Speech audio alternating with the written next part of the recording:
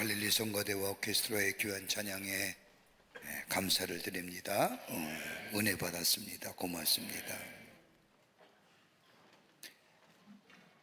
어느 컬럼니스트가 당대의 석학에게 이렇게 물었다고 합니다.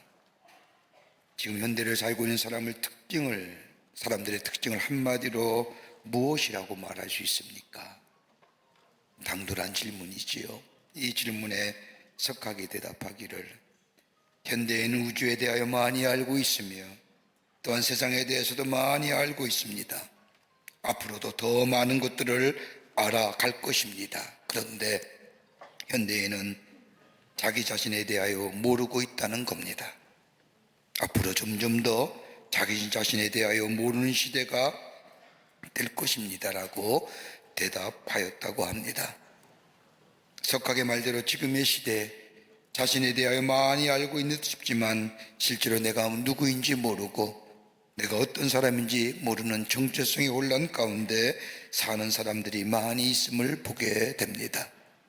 자기가 가지고 있는 것들, 자기가 누리고 있는 것들, 그것이 마치 자기인 양 생각하며 착각 속에 사는 사람들 종종 많이 발견하게 됩니다. 심리학자들이 하면 자기 자신을 말할 때 흔히 세 가지 것들로 자기 자신을 대하여 설명하고 이야기한다고 합니다. 그 하나가 뭐냐면 감정적인 면에서 자기 자신을 설명합니다. 내가 이런 사람이야, 이렇게 얘기할 수 있겠지요. 나는 성격이 급한 사람이야, 나는 성격이 온순한 사람이야. 마치 자기 자신에 대하여 느낌을 통하여 자기의 정체성을 말하는 사람이 있습니다. 여러분, 이러한 느낌은 다분히 감정적입니다. 이 느낌을 가지고 자기 자신을 얘기할 수 없습니다. 여러분, 우리의 감정이 믿을 만합니까? 신뢰할 만한 것도 아닙니다. 우리는 우리의 생각이 어떤 생각을 하느냐에 따라서 우리의 감정이 달라지기에 신뢰하지 못합니다. 또 어떤 사람은 육체적인 면에서 자기 자신을 정의합니다.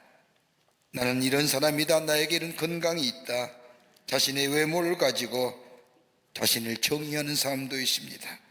그러나 분명히 우리의 육체는 순간적이고 온전한 것이 못 됩니다. 시간이 지나면 변해야 되고 시간이 지면 사라지게 되는 것이 우리의 육체입니다. 건강도 마찬가지 않습니까?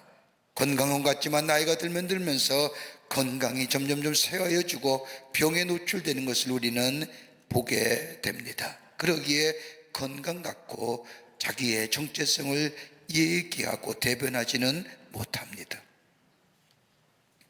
또 하나 있다고 한다면 사회적 지위로 자기 자신을 정의하는 사람이 있습니다.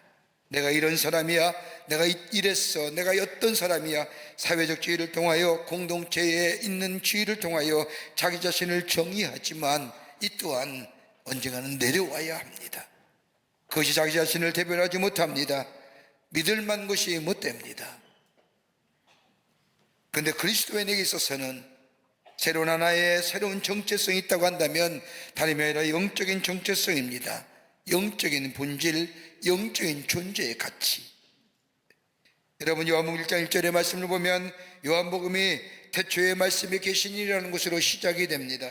이 말씀을 읽다 보면 창세기 1장 1절 말씀과 메시의 유사함을 발견하게 됩니다. 창세기 1장 1절의 말씀도 태초에 하나님이 천지를 창조하시느니라. 창세기 1장 1절 말씀과 요한복음 1장 1절 말씀이 유사한 말씀 같지만은 다릅니다. 창세기 1장 1절에 나오는 창조는 우주 만물과 더불어 물질의 세계를 창조하는 것이지만은 요한복음 1장 1절에 나오는 이 창조는 다름이 아니라 예수님이 이 땅에 계시면서 하셨던 일들 통하여 있어진 새로운 창조의 역사, 하나님 나라의 복음을 전하며 저들이 주께로 돌아오는 역사, 제자들을 가르치는 역사, 그리고 병을 고쳐줌으로 저들의 상한 심령이 치유함받고 더 나아가 마음이 치유받고 저들의 육체가 치유받는 역사, 이 새로운 이 창조의 역사, 이걸 가르쳐서 요한복음은 창조란 말을 합니다. 그러기 요한복음 1장 4절의 말씀을 보면 그 안에 생명이 있었으니 이 생명이 사람들의 빛이라고 말합니다. 요한이 말하는 이 빛이라는 것은 영적인 빛, 생명의 빛을 말하는데 영적인 빛과 생명은 다름이 아니라 예수 그리스도시요, 예수 그리스도가 계시는 곳에 새로운 창조의 역사가 일어난다는 겁니다. 그러기에 바울은 고린도서 5장 17절 말씀에 그런즉 누구든지 그리스도 안에 있으면 새로운 피조물이라, 이전 것은 지나갔으니 보라 새 것이 되었더라고 외침은 그냥 내가 저절로 새 것이 된 것이 아니라 영적이며 생명의 빛 되신 예수 그리스도가 내 안에 계실 때에 내 안에 새로운 창조의 역사가 일어난다는 겁니다.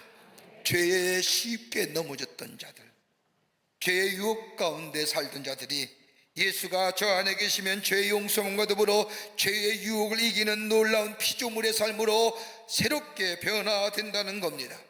죄로 말미암아 깨졌던 하나님의 영상, 예수 그리스도가 생명에 비친 예수 그리스도가 내 안에 있을 때에 일그러진 하나님의 영상이 회복될 뿐만 아니라 우리의 심령이 새로워지니, 우리의 마음이 새로워지고, 우리의 마음이 새로워지니 우리의 삶의 자세가 달라지는 역사, 이것을 가리켜 새로운 피조물 된 역사, 바울이 그것을 경험했기에 생명 되시는 예수 그리스도가 저희 안에 계실 때에 저희의 삶 속에 새로운 피조물 된 역사를 경험케 했기에 그리스도 안에 있으면 새로운 피조물이라고 선언하며 고백한 것을 보게 됩니다.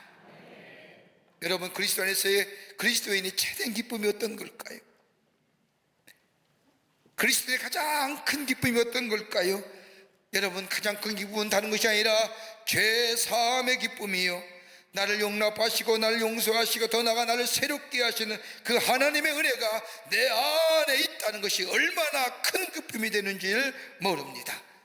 반대로 그리스도이면서도 최대의 슬픔을 가진 사람이 있습니다. 그건 다름이 아니라 예수 그리스도가 십자가의 놀라운 은혜로 죄를 용서해 주셨음에도 불구하고 아직까지도 죄를 범하며 죄 안에 사는 인생, 구원의 기쁨을 경험하고서도 죄책감과 더불어 싸우고 있는 사람들. 오늘 본문의 말씀은 우리가 그리스도인들, 특별히 예수 그리스도의 십자가의 놀라운 은혜로 구속함을 받을 뿐만 아니라 죄와 사망의 권세를 이기시고 부활하신 예수 그리스도의 부활의 놀라운 역사를, 부활의 놀라운 은혜를 경험하며 그 부활의 신앙을 가지고 산소망 가운데 사는 그리스도인 삶, 새로운 정체성의 사람이 되었는데, 그렇다고 한다면 어떻게 살 것이냐? 어떻게 살 것이냐? 오늘 본문의 말씀을 보면 세 가지 중요하고도 귀한 동사가 나옵니다. 하나는 뭐냐? 알라. 두 번째는 여기라. 세 번째는 드리라라고 합니다. 새로운 하나님의 사람의 정체성을 소유한 삶, 무엇을 알아야 되며 무엇을 여겨야, 무엇을 어떻게 드려야 하며 여겨야 하는지, 이것이 새로운 그리스도 안에서의 새로운 피조물 된 삶의 모습이라고 바울은 얘기하는데, 그것이 무엇인지 오늘 본문의 말씀을 통해 함께 말씀을 나누며 은혜 받기를 원합니다. 첫째는 알라라고 합니다. 이 안다고 하는 것은 아니라 예수 그리스도와 함께 십자가에 죽고 예수님의 부활하심으로 인하여 우리가 다시 살았음을 알아야 한다는 겁니다. 오늘 본문 6장 6절의 말씀을 보십시오. 우리가 옛사람이 예수와 함께 십자가에 못 박힌 것은, 그리고 6장 9절에 와서는 그리스도 예수 안에서 하나님을 대하여 산 자로 여길지어다. 하나는 죽은 자로 알고, 또 하나는 예수 그리스도가 부활하심으로 인하여 산 자로 알라고 말씀하십니다. 여러분, 그리스도의 영적 인식, 자기 인식의 첫걸음은 죄에 대하여 죽은 자임을 아는 겁니다. 그럼 오늘 본문의 말씀은 좀 더 신학적인 얘기예요. 일반적으로 우리 하나님이 나와 함께 하시고 동행하심으로 내 삶의 이찬보다 더 근본적인 예수 그리스도의 십자가의 사건과 더불어 부활의 놀라운 은총이 우리의 삶 가운데 어떤 영향을 미쳐가느냐, 우리는 죄에 대하여 죽은 자입니다. 이것을 아는 겁니다. 이 말씀은 죄가 우리 안에서 죽었다는 것을 말하는 것이 아닙니다. 죄는 여전히 우리 안에서 살아있습니다. 구원의 고백함에도 불구하고 우리들 안에 엄청난 죄의 세력들이 남아 우리를 시시각각 유혹하며 넘어뜨리려고 합니다. 더 나아가 우리가 죄에 대하여 죽어야 한다는 뜻도 아닙니다. 흔히들 그리스도인들이 말하기를 죄에 대하여 죽어야 한다고 말해야 합니다마는, 그런데 죄에 대하여 죽어보려고 노력했지만 실상 우리의 삶을 돌이켜보면 그러하지 못합니다. 잘 죽지 않아요. 내 안에 끊임없이 솟아오르는 인간의 욕망들, 이기적인 마음들, 정욕의 마음들, 시기와 질투의 마음들, 다른 사람보다 잘 되기를 원하는 마음들, 다른 사람에 대하여 긍휼하며 온유하며 겸손하며 나누며 사랑하며 용서하며 이 마음보다 내 이기적인 마음이 얼마나 나를 사로잡고 있는지 애써 보지만 그렇지 못하지 않습니까? 그런데 오늘 본문의 말씀을 보면 죄에 대하여 죽으라고 가르치는 것이 아니라, 오늘 본문의 말씀은 우리가 이미 죄에 대하여 죽었다는 것을 알라고 말씀하십니다. 6장 3절의 말씀을 보십시오. 무릇 그리스도 예수와 아파여 세례를 받은 우리는 그의 죽으심과 아파여 세례받은 줄을 알지 못하느냐. 이 말씀은 바울만이 하는 수학적인 표현입니다. 이 말씀 속은 우리가 예수 그리스도를 구세주로 영접하는 순간 우리는 그리스도에게서 영적으로 연합되었다는 겁니다. 예수와 함께 죽고 예수가 부활할 때 내가 부활한다는 것은 예수와 내가 하나 되었다는, 연합되었다는 겁니다. 그분이 십자가에 죽으실 때 나도 죽은 겁니다. 그분이 부활하실 때 나도 영적으로 부활한 겁니다. 이미 나는 죄에 대하여 죽은 사람입니다. 그러기 이 사실을 믿는 자마다 바울은 묘란처럼 내가 새로운 사람 되었다는 겁니다. 이전 것은 지나갔으니 보라 새 것이 되었다고 하는 말씀의 의미가 이 속에 담겨져 있습니다. 내가 예수를 통하여 그리스도에 대하여 내가 새롭게 되었다고, 내 존재와 삶의 양식이 새롭게 되었다고 새롭게 된 것이 아니라 이미 나는 죄에 대하여 죽은 자요, 예수가 부활하심으로 인하여 나가 새롭게 산 자로 내가 알기에, 내가 믿기에 내가 새로운 피조물 되었다는 고백입니다.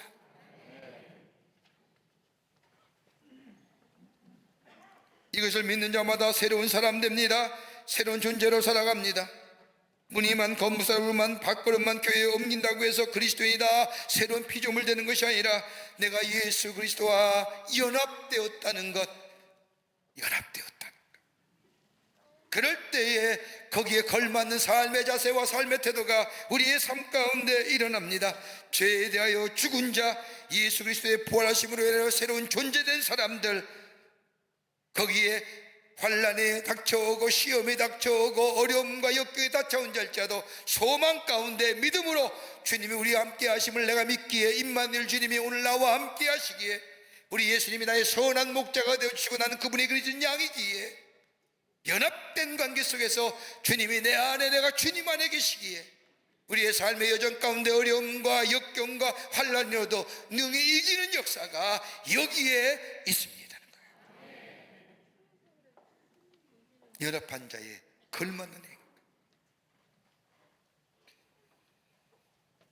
저는 중국을 꼭 비하하고요, 비판하려고 하는 것이 아니라, 근자에 와서 중국이라는 나라가 자신들의 나라의 역사가 가장 우대하고 자기들의 문화가 가장 우수한 문화고, 저 세계 모든 나라에게 자신들의 문화를 전례해주고 영향을 주었고, 특별히 우리 한국에 가장 큰 영향을 준 나라가 자기라고 얘기합니다. 중국이라고요. 이걸 가리켜서 동북공정이라고 얘기하지 않습니까? 굵기 이런 얘기 하지 않습니다. 근데 한 영상물 보니까, 우연히 보다 보니까 저 펜실베니아 대학의 아시아 연구교수하고 중국 학생하고의 설전을 볼 기회가 있었습니다. 들을 기회가 있었습니다. 중국 문화가 세계적으로 우수한 문화요, 모든 세계 문화에 영향을 미친 문화를 이야기하면서 특별히 조선의 한국의 문화에 중국이 절대 영향을 미쳤다는 겁니다. 그러면서 뭐라고 얘기하냐, 김치도 자기들의 영향을 줘서 만든 거라, 태권도도, 세종대왕이 만든 훈민정음도 자기네들의 한자를 따라가서 만든 거라고. 여러분, 세종대왕이 한자 훈민정음 만들 때 나라 말싸미 하면서 분명히 훈민정음을 만드는 가치와 뜻을 거기에 적고 있지 않습니까? 그리 어려워서 못한다는 거죠.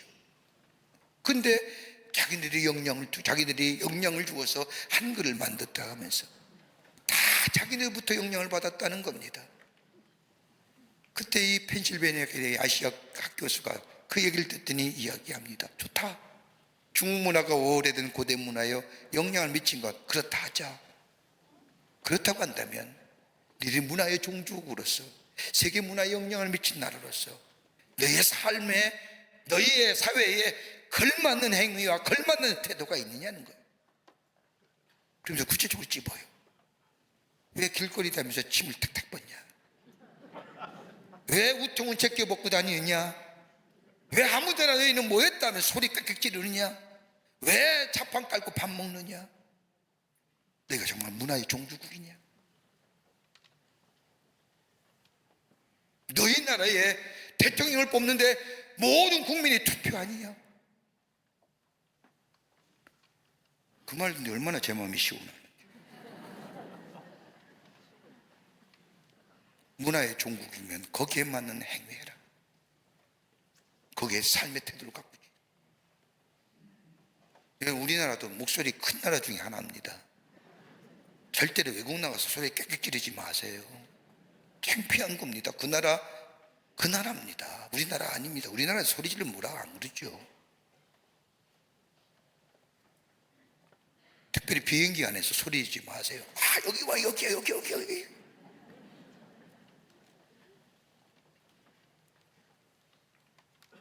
그리스도인이 주님과 연합한 자에 걸맞는 태도. 유명한 김익두 목사님이 회개하여 예수를 믿고 구원받아 제일 처음 한 일이 하나 있었다고 합니다. 자신의 장인을 얼마나 속이 썩었으면 이 김익두 목사님이 예수 믿고 구원받아 첫 번째로 자기 장인에게 편지를 썼는데 그 편지가 부고였답니다.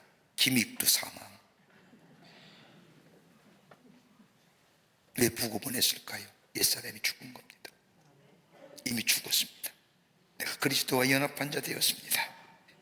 여기에 나는 하나님 나라의 백성이요 하나님 나라의 권세를 가진 자요 더 이상 죄에 대하여 종이 아니요 하나님과 함께 더불어 예수 그리스도와 함께 연합하여 산 자의 삶.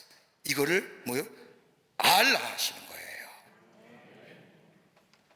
이걸 알아야 됩니다. 두 번째는 오늘 본문의 말씀이면 여길지어다라고 얘기합니다. 다른 말로 말하면 하나님에 대하여 상한 자로 여길지어다라는 겁니다. 로마서 6장 11절 말씀을 보면 이와 같이 너희도 너희 자신을 죄에 대하여 죽은 자요 그리스도 예수 안에서 하나님을 대하여는 상한 자로 여길지어다라는 것은 명령이에요. 권면이나 권고가 아니에요. 명령입니다. 여기라고 하는 단어는 없는 것을 있는 것처럼 말하는 것이 아니라 분명한 사실에 대하여 인식하라는 겁니다. 인식의 전환이라는 거예요. 패러다임 시프트. 여러분, 우리가 얼마나 우리 사회가 변화됩니까? 변화에 따라가질 못하지요. 그렇다고 따라가지 못한다고 해서 주저앉으면 그만큼 뒤처지는 존재가 되지만은, 그러나 사회의 변화에 대해서 우리의 인식의 변화, 그때 그 사회에 적응하면서 할 수 있어요. 우리나라가 민주화 열풍이 불어왔을 80년대 운동권에 속한 사람 가운데 운동권에 속한 사람이 가장 자주 사용하는 단어 하나 있습니다. 의식화. 여러분, 얼마나 무서운 말인지 아십니까? 의식화되었다면 사상으로 무정된 사람을 말합니다. 생각과 사상으로 무장된 사람은 거기에 맞는 행동이 나옵니다. 자기의 사상과 이론을 위해서 죽음도 불사할 사람들이 의식화된 사람들입니다. 우리가 하나님의 자녀라고 한다. 생각이 바꿔야 거기에 맞는 행동이 나오는 것처럼 오늘 본문의 말씀도 내가 새로운 사람이 되었다는 것을 끊임없이 자기 자신에게 말하며 인식시키라는 겁니다. 나는 새로운 사람이야. 나는 예수와 연합한 자야. 내 안에는 내 새로운 생명이 있음을 나 자신과 더불어 죄에 대하여 선포하라는 겁니다. 그럴 때에 죄를 이기고 죄의 유혹을 넘어섭니다. 나는 예수와 연합한 자야. 죄에 대하여 죽은 자야. 하나님에 대하여 산 자야. 이럴 때 죄를 이길 수 있다는 겁니다. 그러면서 나는 하나님의 영광을 위하여 주님을 기쁘시게 하기 위하여 하나님의 뜻이 저 하늘에서 이루어진 것처럼 이 땅에서 이루어지기 위하여 하나님이 나를 부르셨고 나와 관계하셨고 나의 인도자가 되어주시고 지금은 나의 정력적이고 이런 것이 나를 이 순간 기뻐할 줄 모르지만은 그러나 나보다 더 좋은 것으로 내 욕심보다 내 눈앞에 있는 이익보다 더 좋은 것으로 예비하신 우리 하나님, 그 하나님과 교제하며 그 하나님과 같이 걸어가는 인생 될 때에 그 삶이 복된 삶이요, 하나님의 은혜와 축복을 누리며 기쁨이 충만한 삶 살아가는 줄 믿습니다. 우리는 종종 성령 충만하다는 얘기를 듣지요. 성령 충만해야 됩니다. 성령 충만하다는 게 어떤 얘기일까요? 여러분, 성령 충만하다는 것은 다름이 아니라 물리학적인 표현입니다. 하나님의 거룩한 영이 충만한 것은 차고 넘침을 얘기합니다. 차고 넘친다는 것은 뭐냐면 성령이 내 안에 차고 넘쳐 성령이 나의 삶을 이끌어감을 얘기합니다. 하나님의 거룩한 영, 내 삶 속에 차고 흘러 넘쳐 내 삶을 이끌어가는 삶. 여기 뭐예요? 예수님이 생각하면 어떻게 생각할까? 하나님이 이럴 때, 예수님이 이럴 때 어떻게 행하셨을까? 이럴 때는 어떻게 해야 될까? 하나님이 기뻐하실 일이 어떤 일일까? 여러분, 어떤 도덕과 윤리가 나의 삶을 인간답게 만드는 것이 아니라 성령, 하나님의 법인 성령의 법이 내 안에 있게 될 때 그 성령께서 내 안에 차고 넘치고 충만하게 될 때에 내 삶을 하나님의 다운, 하나님의 백성다운 삶으로 살아가게 하시고 그 안에 열매가 맺되 성령의 열매가 맺게 하시고 하나님과 나와의 관계, 나와 나 자신과의 관계, 더 나아가 이웃과의 관계를 화평의 역사를 만들어 가게 하시는 역사. 성령의 9가지 열매가 그런 거 아닙니까? 나와 하나님의 관계, 나와 나 자신과의 관계, 나와 내 이웃과의 관계 속에 풍성한 열매는 맺어 나를 통하여 하나님의 존귀한 자의 삶으로 세우고 주님이 영광 받으신 놀라운 역사가 우리의 삶 가운데 여기게 될 때에 있어지게 되는 줄 믿습니다. 어느 한 나라의 임금이 암행 순사차 나갔다가 다리 밑에서 한 거지 소년을 보았습니다. 어찌나 마음에 드는지 그 거지 소년을 데리고 와서 궁궐로 돌아와 많은 신하들 앞에서 이야기합니다. 여러분, 오늘부터 이 소년을 내 아들로 삼겠습니다. 선포합니다. 다리 밑에 있던 이 소년이, 거지 소년이 이 왕의 선포를 통하여 한나라의 왕자가 되었습니다. 새롭게 태어난 겁니다. 그런데 잘 시간이 되자 왕자가 대궐 밖으로 나가는 겁니다. 신하가 급히 쫓아와 어디 가십니까? 라고 묻자 이 왕자가 대답하기를 나는 본래 거지라 다리 밑에서 자야 편해요. 대답하다라는 겁니다. 신하들이야, 아닙니다. 왕자님은 왕자님이 주무실 곳이 대궐 안에 잘 준비되어 있습니다. 이제 더 이상 거지가 아닙니다. 다리 밑에서 주무실 이유가 하나도 없습니다. 라고 이야기합니다. 아침이 되자 이 왕자가 다시 대궐 밖으로 나가려고 합니다. 시중근 사람이 쫓아와서 왕자님 어디 가십니까? 묻자 왕자가 나는 본래 거지입니다. 내가 세수하는 곳에 저 다리 밑에가 있는데 거기 가서 세수해야 됩니다. 그저 시중한 사람이 만류하면서 아닙니다 왕자님, 세수하는 곳에 대궐 안에 마련해 두었습니다. 인식의 전환이 안 된 거죠. 이런 삶, 예수님이 내 안에 계시고 내가 예수 안에 계시어 연합한 자로서 하나님의 백성으로 하나님 나라의 권세를 가진 자로 하나님의 주신 놀라운 은혜 안에 사는 자라고 내가 인식되어질 때에 내 삶에 어려움과 역경과 환난과 권고와 핍박과 아픔이 오더라도 우리 주님이 나의 주님 되어주시기에, 우리 하나님이 나의 선한 목자가 되어주시기에, 우리 주님이 세상 끝날까지 나와 함께 하시겠다고 약속하시기에 내가 연약할 때 붙들어주고 내가 주저앉을 때 일으켜 세워주며 내가 비틀걸 때 나를 붙잡아 주신 우리 주님이 내 안에 계시고 나와 함께 계시기에 우리는 어떤 어려움도 어떤 삶의 곤고함도 능히 이겨 하나님이 하나님 되심을 증거할 뿐만 아니라 내가 어떤 사람인지를 증거하는 복된 삶이 되는 줄 믿습니다. 그러게 바울은 빌립보 4장 12절 말씀에 내가 비천에 처할 줄도 알고 풍부에 처할 줄도 알아 모든 일에 배부르며 배고픔과 궁부와 궁핍에도 일체의 비결을 배우느라. 여러분, 초탈한 게 아닙니다. 예수 그리스도의 복음 전하는 자로서의 전도자로서 그 어떤 어려움도 초탈한 게 아니라 우리 주님이 나와 함께 하시기에, 내가 주님과 함께 하셨기에 때로는 어렵다 할지라도, 때로는 비천에 처한다 할지라도, 때로는 풍부에 처할 때는 하나님의 축복인 줄 알고 감사하며, 비천에 처할 때는 하나님이 나를 도우실 것이라고 하는 믿음이 내 안에 있기에, 배부를 때는 감사하며 궁핍할 때에는 하나님이 날 책임져 주실 거라고 하는 믿음이 내 안에 있기에 그리스도와 연합한 것을 이 바울은 이미 알고, 그리고 내 자신에 대해 확신했기에 그는 이런 고백을 할 수 있었던 겁니다. 아는 것도 중요합니다. 그리고 여겨야 됩니다. 여길지어다.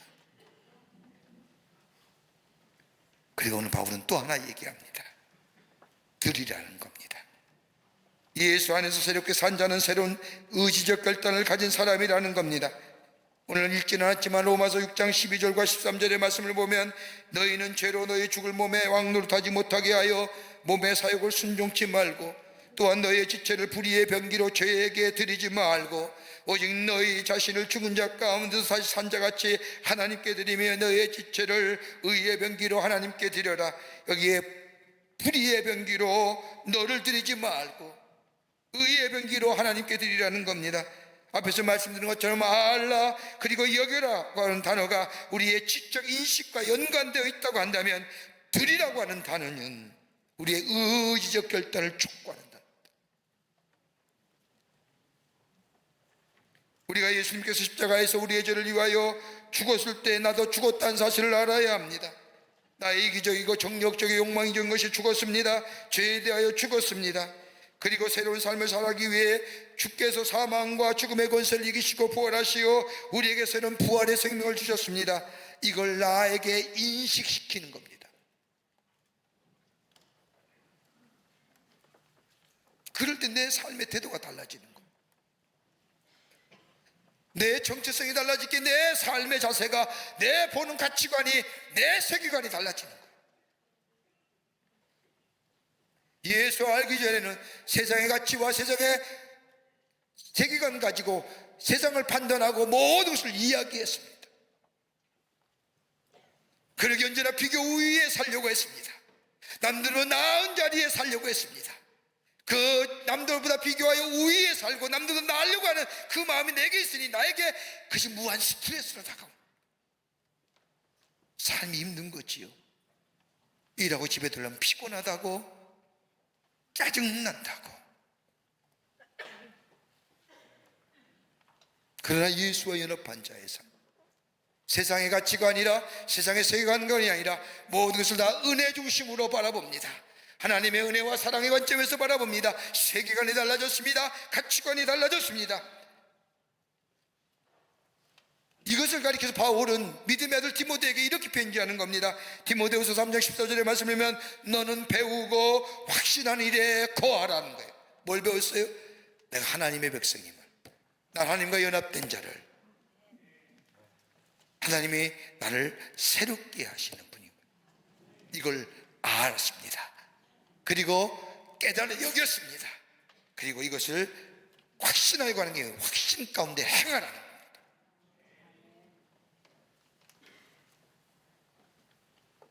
이 확신이 우리의 사정 미문 가운데 자리 잡게 될 때에 많은 어려움과 시련 가운데도 능히 이기게 합니다.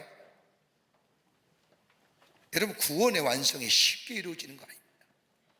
우리 다 구원받았지만 구원의 완성은 여러분 어려운 시험과 문제들이 닥쳐올 때마다 그 시험과 묵지를 어떻게 나는 하나님의 자녀라고는 확신 안에 거하게 될 때에 우리가 그것을 이길 뿐만 아니라 결국에는 우리의 구원의 완성의 역사가 우리 가운데 이루어지게 됩니다.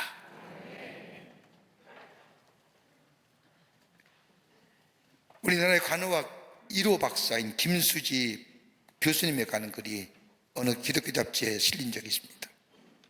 이분이 하나님 앞에서 아름답게 살겠다고 결심한 계기가 있었다고 합니다. 이분은 원래 간호학 박사며 간호 교수지만은 여러분 우리나라의 조현병, 정신병에 처음으로 그분들을 위해서 연구소를 만들고 저들이 생활할 수 있는 공간을 만든 사람이 있습니다. 여러분 구청마다 건강센터를 만든 분도 이분이십니다. 이분이 우리나라의 간호학의 1호 박사입니다. 이 교수는, 김 교수는 가난한 가정의 7남매로 첫째로 태어났습니다. 근데 그녀가 사는 집 앞에 교회가 있어 자연스럽게 교회를 다니기 시작을 합니다. 그러던 1948년에 여순 반란 사건이 났을 때 어떤 아주머니가 총상을 입은 사람을 밤새 간호를 하여 그 사람을 살려내는 것을 보게 됩니다. 사람을 살려? 그것을 보니 이분이 아주머니에게 묻습니다. 아주머니는 못하는 사람이에요 라고 물었더니 그 아주머니가 대답하기를 간호사라고 대답하는 겁니다. 그때부터 이분의 마음속에 병든 사람, 죽어가는 사람, 아파서 신음한 사람 위해 살겠다고 결심합니다. 그리고 이분이 또 한 번의 결심을 하게 된 동기가 있다고 한다면 간호사가 되어 나이팅게일 선서할 때 일반적인 선서를 하면서도 그는 하나님 앞에 이렇게 덧붙여 기도했다고 합니다. 하나님, 정말 주님 위해 살겠습니다.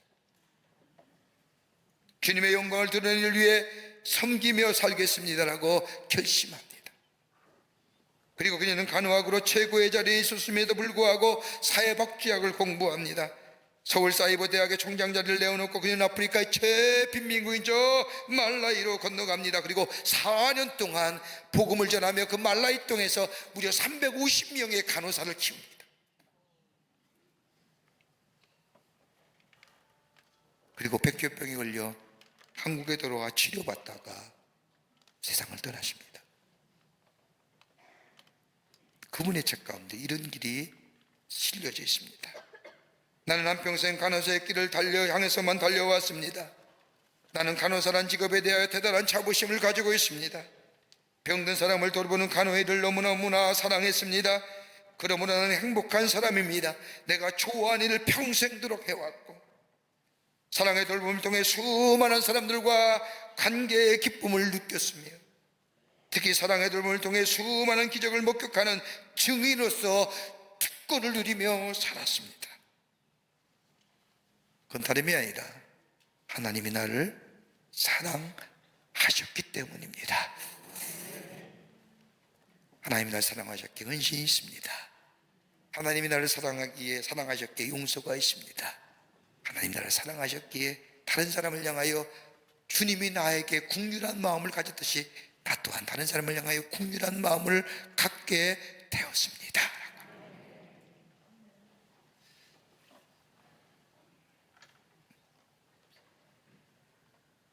우리는 하나님의 자녀가 되었습니다. 죄에 대해서는 죽었습니다. 그리고 예수님이 부활할 때 부활했습니다. 우리는 알아야 됩니다. 우리는 여겨야 합니다. 그리고 드려야 합니다. 그럴 때 우리 안에 새로운 변화된 피조물로의 삶으로 열매가 맺어지고 그로 인하여 하나님의 살아계심이 나를 새롭게 하심이 증거 이 땅에 복음의 확장성의 역사를 놓아갈 뿐만 아니라 하나님이 우리에게 주시는 하늘의 신령함과 땅의 기름진 것으로 채우시는 하나님의 축복을 누리며 살아가게 됩니다. 탐 헤라이라고 하는 사람이 쓴 책 가운데 성령과 체질이라는 책에 보면 이런 글이 나옵니다. 우울질의 사람이 하나님의 거룩한 영이 임재하는 사람이 되면 사랑의 열매를 맺고 담질질의 사람이 성령 받으면 충성의 열매를 맺고 점액질의 사람이 성령 받으면 실학의 열매를 맺으며 다혈질의 사람이 성령 받으면 예수가 그 안에 계시면 실학의 열매를 맺는다라고 합니다. 예수가 우리 안에 있음을 믿고 고백하며 알며 여기며 드려지는 삶을 통하여 하나님의 놀라운 은혜와 축복을 이 땅에 누리며 살 뿐만 아니라 예수 그리스도를 증거하는 복된 삶 되시기를 주의 이름으로 축원합니다. 살아서 역사하시는 전능하신 하나님, 영혼의 죄로 말미암아 죽을 수밖에 없는 저희들을 구원하여 주시고 하나님의 백성 삼으심에 감사를 드립니다. 우리가 죄 용서 받았고 하나님의 자녀임을 저희가 알게 하여 주시고 하나님과 하나됨의 연합한 자의 삶 우리가 여기게 하여 주시며 우리의 삶을 주께 드려지는 삶을 통하여 하나님의 나라가 이 땅에 널리 증거될 뿐만 아니라 그로 인하여 우리의 삶 속에 풍성한 열매가 맺어지는, 그래서 우리 안에 참된 주의 백성의 삶을 살아가 주 앞에 영광을 돌리는 저희들로 주께서 삼아 주시옵소서. 성령이 우리 안에 함께 하시고 동행하시고 역사하여 주시옵기를 원하오면서 예수님의 이름으로 기도하옵나이다. 아멘.